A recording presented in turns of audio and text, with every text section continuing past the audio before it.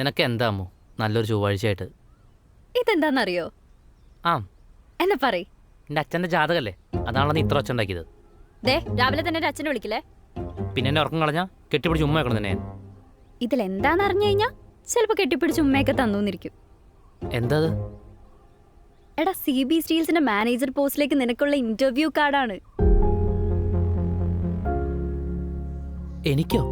ആ, എങ്ങനെ? ഇത് ഞാൻ ഇൻസ്റ്റയിലെ വേക്കൻസി കണ്ടതാ.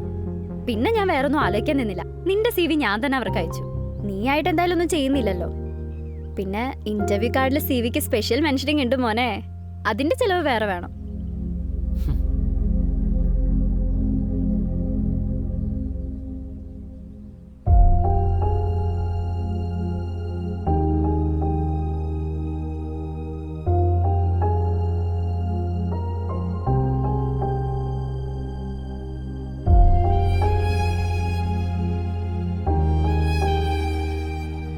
ഹാപ്പി ആയില്ലേ?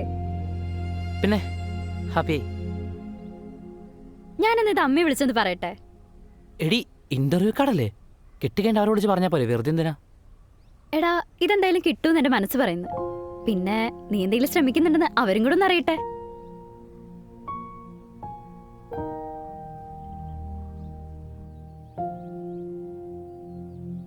ആ അമ്മേ, സച്ചിനൊരു ജോലി ശരിയായിട്ടുണ്ട്.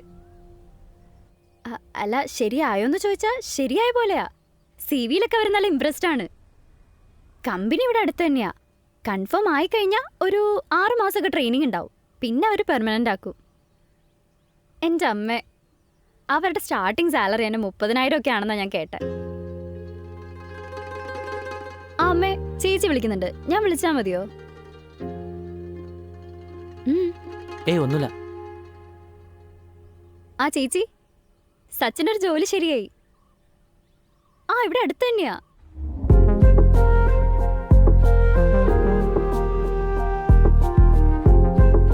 ആ, അവനോ? അവൻ ദേ ഇവിടെ ഉണ്ട്. ഏയ് ഇല്ലടി, പുറത്തേക്ക് പോകുന്ന കാര്യമൊന്നും കൺഫേം ആയിട്ടില്ല. ആരതിയ, ഞാൻ എന്നാ നിന്നെ പിന്നെ വിളിച്ചാ മതിയോ? ശരി. നിനക്കെന്ത് പറ്റി? ഒന്നുമില്ല. സർപ്രൈസ് ഇഷ്ടായില്ലേ? ഐ, എടാ, നിന്റെ ക്വാളിഫിക്കേഷന് പറ്റിയ ജോലിയൊന്നുമല്ല, എന്നാലും കിട്ടിയാൽ അടിപൊളിയാ. എന്താടാ, മെയിലിക വർക്കായോ? ഇനി ഇത് ഞാൻ ഇടപെട്ട് കിട്ടിയോണ്ടാണോ? പൊടി, അതൊന്നുമല്ല.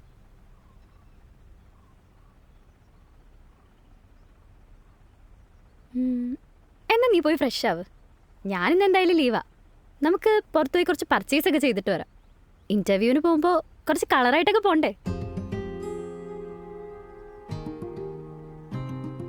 അമ്മു, ഒന്നും പറയണ്ട, റെഡിയാവാൻ നോക്ക്.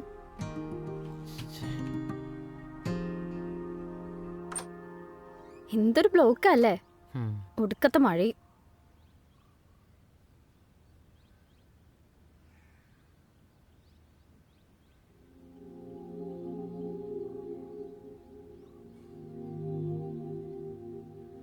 നിനക്ക് കുടിക്കാൻ എന്തെങ്കിലും വേണോ? വേണ്ട.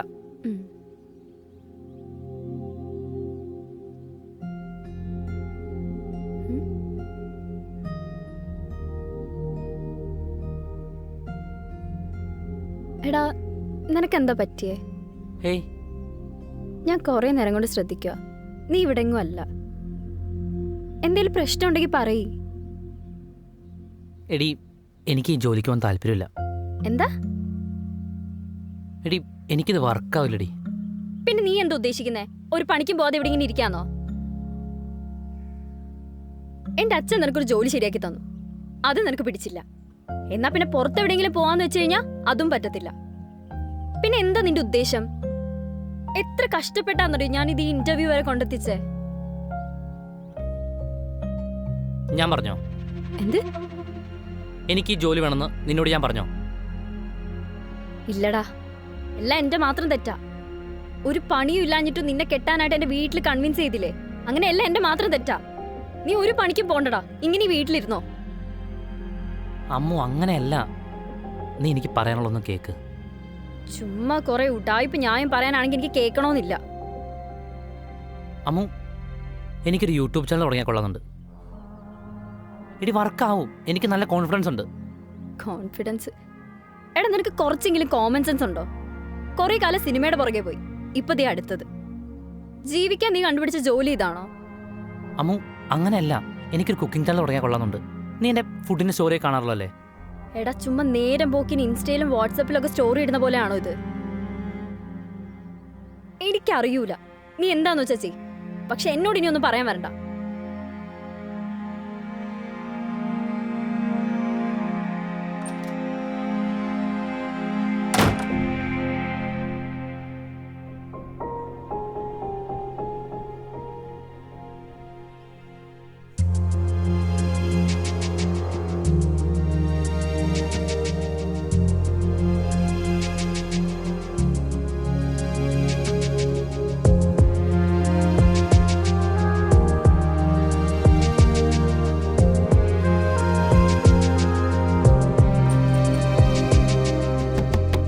അമ്മു, അമ്മു ഡോറ് തുറക്ക്. എടി ദേഷ്യം വരുമ്പോൾ നിനക്ക് ഒരാളത് പറഞ്ഞ് മുറിക്കുള്ളി കയറി കഥ കടച്ചാ പ്രശ്നം തീരുവോ? എടി 1000 ജോലി കളഞ്ഞ് സിനിമയുടെ പുറകെ പോയത് എൻ്റെ മാത്രം ഇഷ്ടമായിരുന്നോ? അന്ന് നീ ഓക്കെ പറഞ്ഞല്ലേ? ഇപ്പം അത് എൻ്റെ മാത്രം കുഴപ്പമായല്ലേ? പിന്നെ നിന്റെ അച്ഛൻ പറഞ്ഞ ജോലി, അതിനെക്കുറിച്ച് സംസാരിക്കാതിരിക്കുകയാണ് എനിക്ക് നിനക്ക് നല്ലത്. അമ്മു,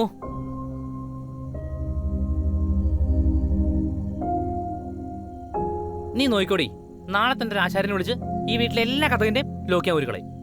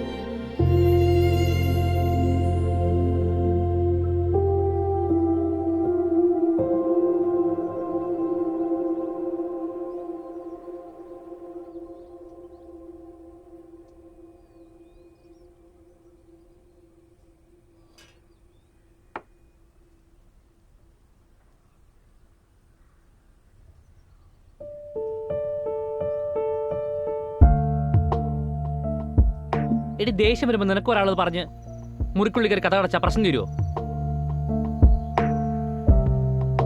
എടി 1000 ജോലി കളഞ്ഞ് സിനിമയുടെ പുറകെ പോയത് എൻ്റെ മാത്രം ഇഷ്ടമായിരുന്നോ? അന്ന് നീ ഓക്കെ പറഞ്ഞല്ലേ? ഇപ്പം അത് എൻ്റെ മാത്രം കുഴപ്പമായല്ലേ? പിന്നെ നിന്റെ അച്ഛൻ പറഞ്ഞ ജോലി, അതിനെക്കുറിച്ച് സംസാരിക്കാതിരിക്കുകയാണ് എനിക്ക് നിനക്ക് നല്ലത്. അമ്മു,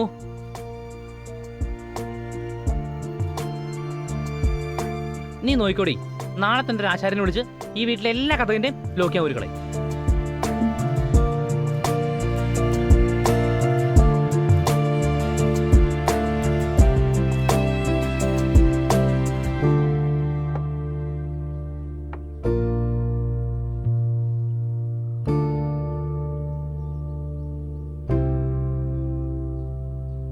ഇതൊക്കെ എടുത്ത് എന്താ പരിപാടി? എടാ ഞാൻ ഇന്നലെ കുറെ റെഫർ ചെയ്തായിരുന്നു.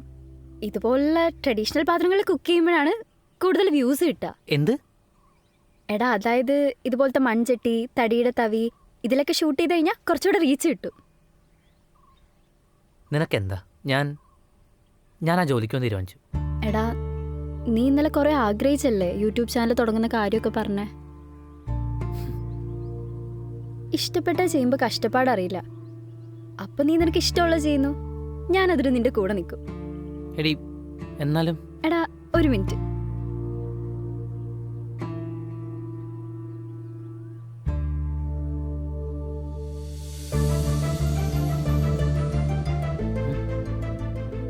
എടാ ഇത് ഗിഫ്റ്റ് ഒന്നുമല്ല, എന്റെ പഴയതാ. നമുക്ക് ആദ്യം ഫോണിൽ സ്റ്റാർട്ട് ചെയ്യാം, എന്നിട്ട് ക്യാമറ വാങ്ങിക്കാം. അമ്മു നീ ഇനി ഒന്നും പറയണ്ട. മോൻ ഇനി നല്ല കിടില റെസിപ്പി ഉണ്ടാക്കാൻ നോക്കിക്കോ. ബാക്കി കാര്യം ഞാൻ ഏറ്റു. അമ്മു നീ പറഞ്ഞത് ശരി.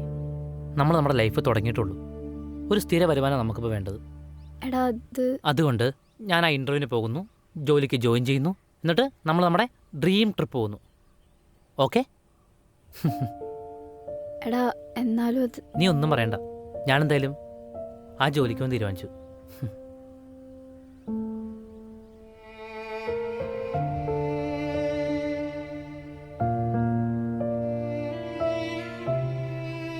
എടി എന്ന് കരുതി ഞാനത് വിടാൻ പോകുന്നില്ല.